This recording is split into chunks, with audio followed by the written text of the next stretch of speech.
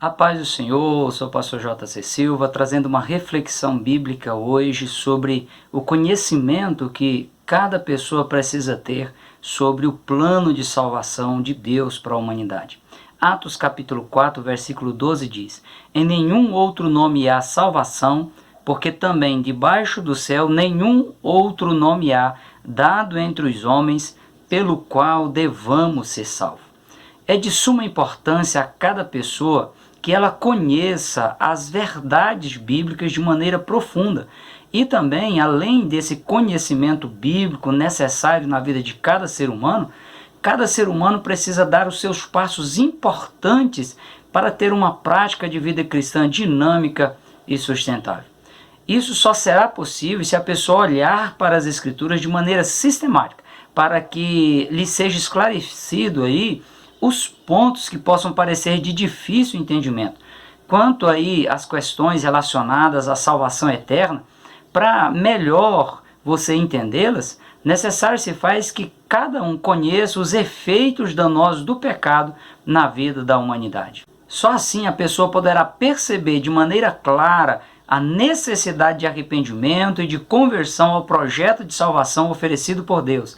A pessoa também poderá perceber de maneira clara a necessidade de abandonar as práticas de vida fora da vontade de Deus, confessar a Jesus Cristo, aceitando-o como Senhor e Salvador de sua vida de maneira efetiva. Ao criar o homem à sua imagem e sua semelhança, Deus ele propôs ao ser humano uma prova de obediência. Ao orientar Adão de que ele não poderia comer da árvore do conhecimento do bem e do mal, juntamente com a sua esposa Eva, fica claro que eles tinham a capacidade de entendimento do que era certo e do que era errado. Eles tinham a capacidade de decidir, obedecer ou não a orientação que Deus estava lhes passando. Deus não exigiria aí algo deles caso eles não pudessem ter entendimento do que se tratava. Era apenas uma prova de obediência. Adão e Eva, eles precisavam, exercendo aí o livre-arbítrio, decidirem obedecer ou deixar de obedecer, já que a obediência incondicional foi a única exigência divina dada ao primeiro casal na face da terra. Enquanto obedecessem, o homem viveria aí continuamente. Mas a mulher, ela foi convencida pela serpente, reparando aí na beleza da árvore que estava à sua frente, que o fruto era agradável ao paladar, era atraente aos olhos, além de poder dar entendimento. Eva, ela tomou daquele fruto e comeu dele. E depois ela ofereceu ao seu marido e ele também comeu daquela fruta. Esse ato de desobediência desencadeou aí um processo de decadência espiritual. O homem foi vencido pelo pecado, passou a viver, a ser escravo do mundo, passou a ser dominado por Satanás. Romanos capítulo 5, versículo 12 diz: Quando o pecado entrou no mundo por meio de um único homem, o pecado entrou na raça humana inteira. O pecado dele trouxe consigo a morte a todos os homens, porque todos pecaram. Essa foi a herança maldita deixada por Adão e Eva a toda a humanidade. Ainda hoje, a única exigência que Deus pede do ser humano é a obediência incondicional à sua vontade. Mas a grande dificuldade humana, na atualidade, também continua sendo obedecer à vontade de Deus. Romanos capítulo 3, versículo 23 diz: Todos pecaram, todos fracassaram e estão afastados da glória de Deus. 1 João capítulo 1, versículo 8 diz: Se dissermos que não temos pecados, só estamos enganando a nós mesmos e recusamos aceitar a verdade. Romanos capítulo 6, versículo 23, Paulo esclarece que o salário do pecado é a morte, mas o dom gratuito de Deus é a vida eterna por Cristo Jesus, o nosso Senhor. O pecado afetou o ser humano nas esferas física, mental, moral e espiritual. Os efeitos do pecado são todos negativos. Não há um efeito positivo do pecado na vida do ser humano.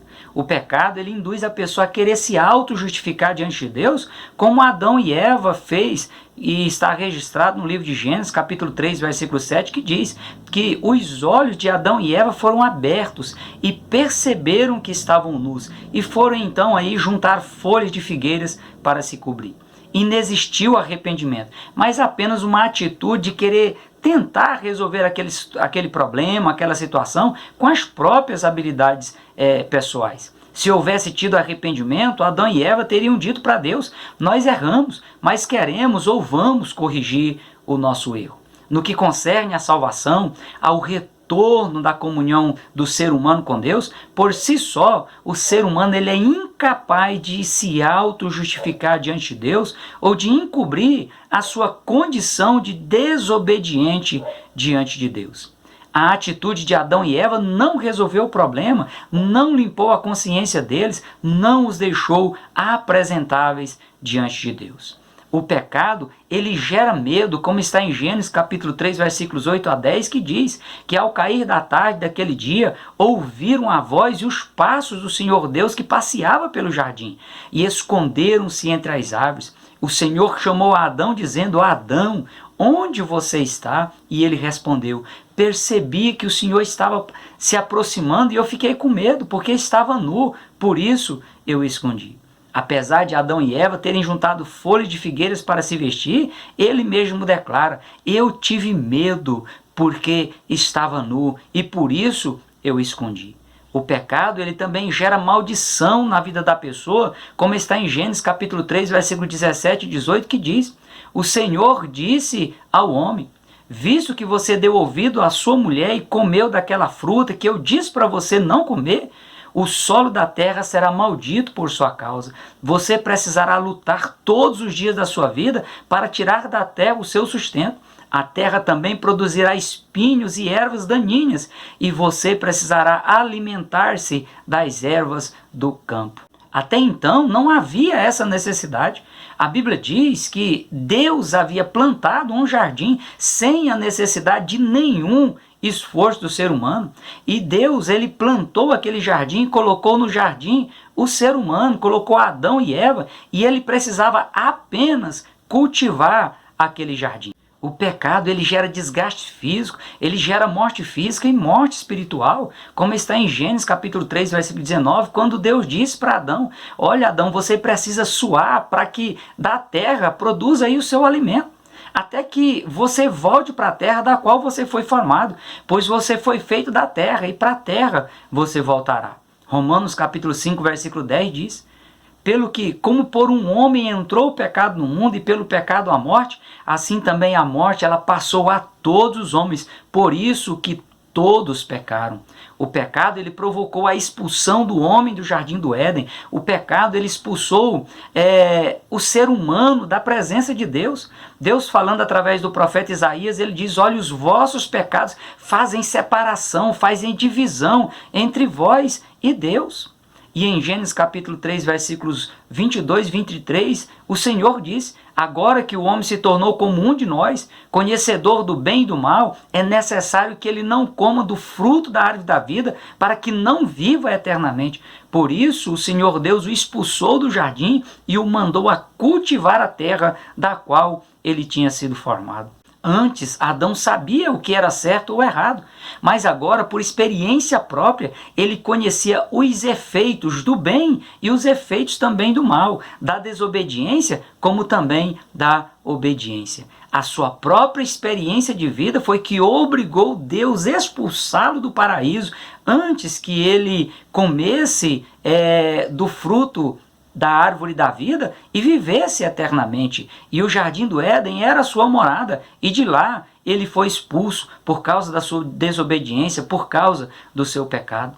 A prática de vida fora da vontade de Deus, dominada pelo pecado, ela também gera violência, ela gera homicídio, como está em Gênesis capítulo 4, versículo 8, a parte B, que diz que, tendo em vista que o pecado da inveja estava alojado no coração de Caim, enquanto ele caminhava junto pelo campo com seu irmão Abel, ele o matou.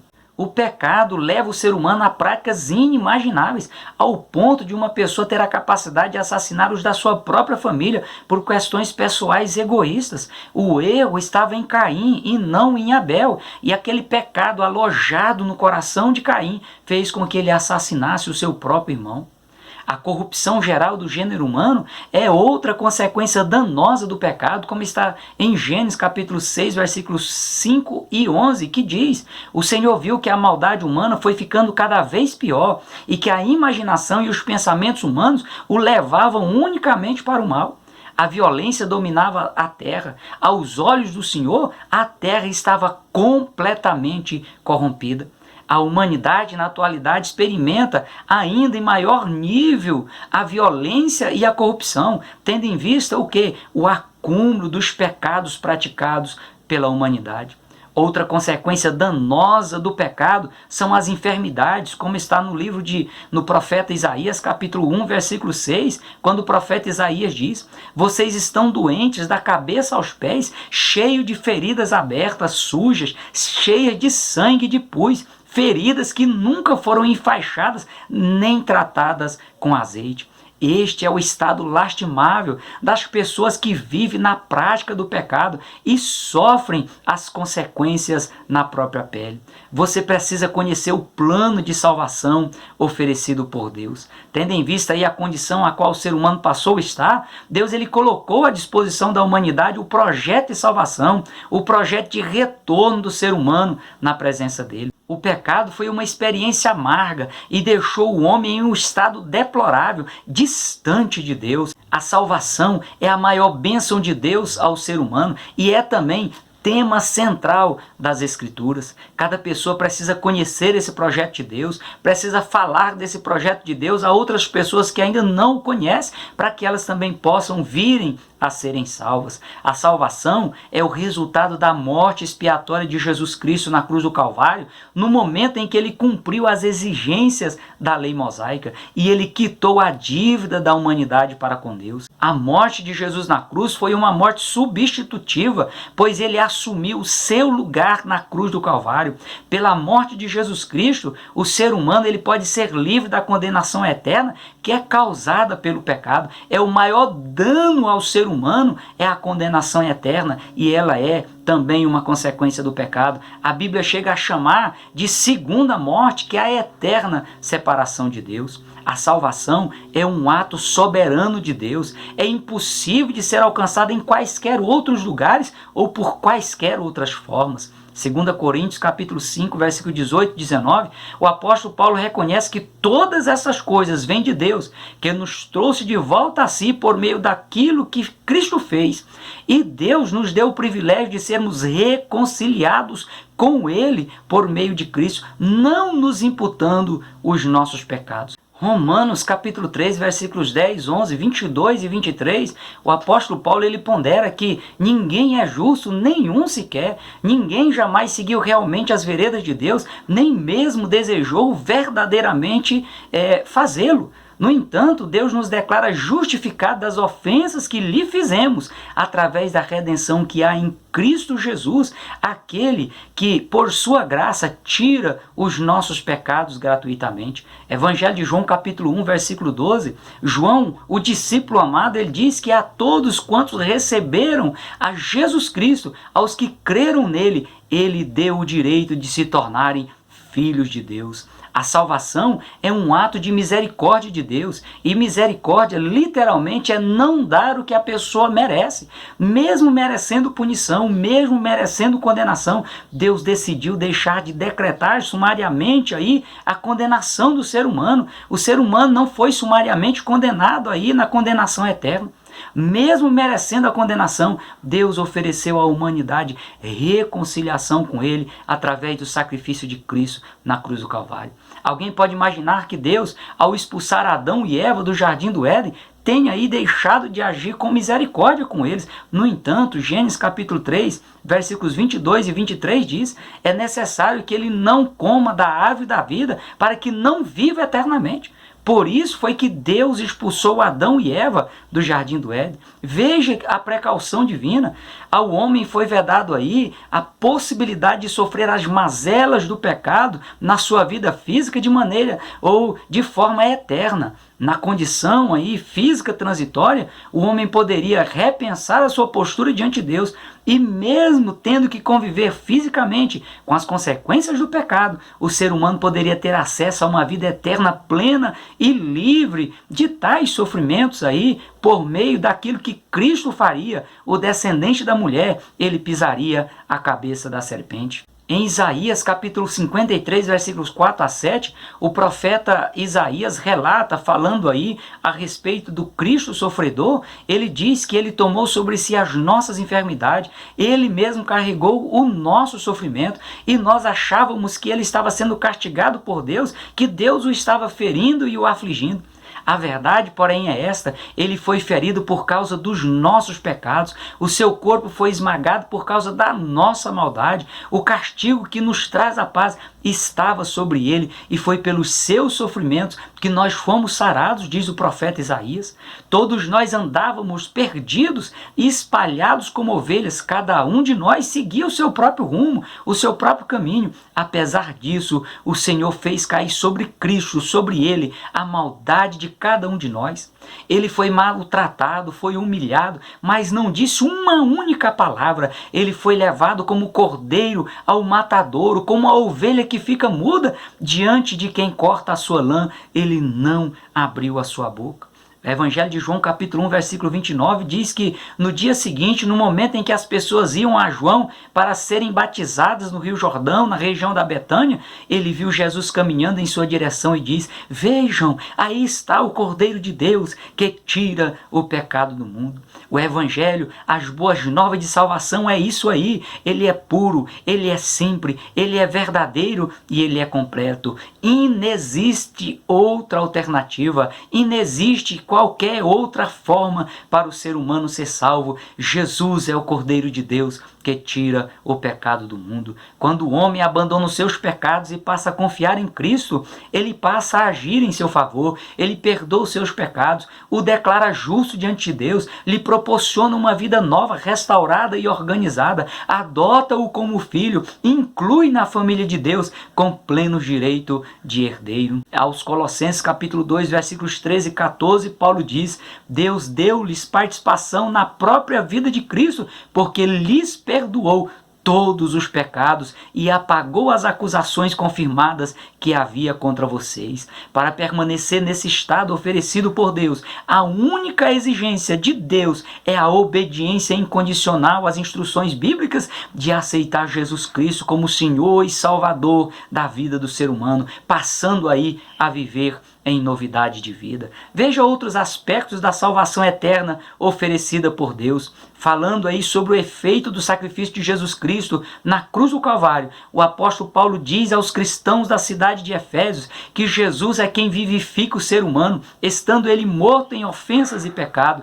E repete: estando vós ainda mortos em vossas ofensas, Deus vos vivificou juntamente com Cristo, pela graça sois salvos, e nos ressuscitou juntamente com ele, e nos fez assentar nos lugares celestiais em Cristo Jesus, para nos mostrar nos séculos vindouros as abundantes riquezas da sua graça, pela sua benignidade para conosco em Cristo Jesus, porque pela graça sois salvos por meio da fé. Isso não vem de vós, é um dom de Deus, não vem das obras para que ninguém se glorie. Em Gálatas capítulo 1, versículo 8 e 9, Paulo exorta: ainda que nós mesmos ou um anjo do céu vos anuncie outro evangelho além do que já vos tenho anunciado, seja considerado um anátema, um maldito, assim como já vos dissemos. Agora de novo também vos digo, diz Paulo: se alguém vos anunciar outro evangelho além do que já recebeste, seja considerado um anátema, seja considerado um maldito. Para o apóstolo Paulo, um exemplo de fé cristã dinâmica e prática. Somente em Jesus o ser humano pode se realizar de maneira plena, pois é em Cristo que estão escondidos todos os tesouros da sabedoria e da ciência. E mesmo diante de tantas perseguições, às quais uma pessoa está exposta por se decidir servir a Jesus Cristo e viver em novidade de vida, na contramão dos costumes e das práticas da sociedade ímpia e imoral, compensa ser fiel até o fim, compensa servir ao Senhor, porque nenhuma condenação há para os que estão em Cristo Jesus, que não andam segundo a carne, mas segundo o Espírito. Após tomar conhecimento, ainda que de maneira rápida e resumida, do plano de salvação oferecido por Deus à humanidade, o meu desejo é que cada pessoa aproveite a oportunidade de buscar ao Senhor enquanto se pode achar, para ter um relacionamento sincero e profundo com Deus. O apóstolo João, ele é bem incisivo ao dizer que, se dissermos que não temos pecado, fazemo-lo mentiroso e a palavra de Deus não está em nós. Essa realidade nua e crua confronta cada pessoa, pois ninguém está isento de cometer algum tipo de pecado e de ter que arcar com as suas consequências danosas. A alternativa mais sensata é aceitar o plano de salvação oferecida por Deus por meio de Jesus Cristo, como um ato de misericórdia de Deus para com a humanidade. E uma vez abraçando a fé em Jesus Cristo, buscar se aprofundar no conhecimento dos aspectos da salvação eterna colocado à disposição por Deus à humanidade. Reflita sobre o que você ouviu, se permita ser convencido pelo Espírito Santo de Deus, se permita ser ajudado pelo Espírito Santo de Deus, deixa Deus trabalhar na sua vida e fixar morada na sua vida de forma plena. É a minha oração, é o meu desejo que você possa se decidir por Cristo, que você possa servir ao Senhor, vencer na vida física, vencer na vida espiritual e, por fim, alcançar um galardão do Senhor, alcançar a salvação eterna. Essa é a minha oração. Fique na paz do Senhor, que Deus em Cristo continue abençoando a sua vida, continue abençoando a sua família, continue te dando força para você seguir essa trajetória santa, andando rumo a Canaã celestial, aguardando o arrebatamento da igreja.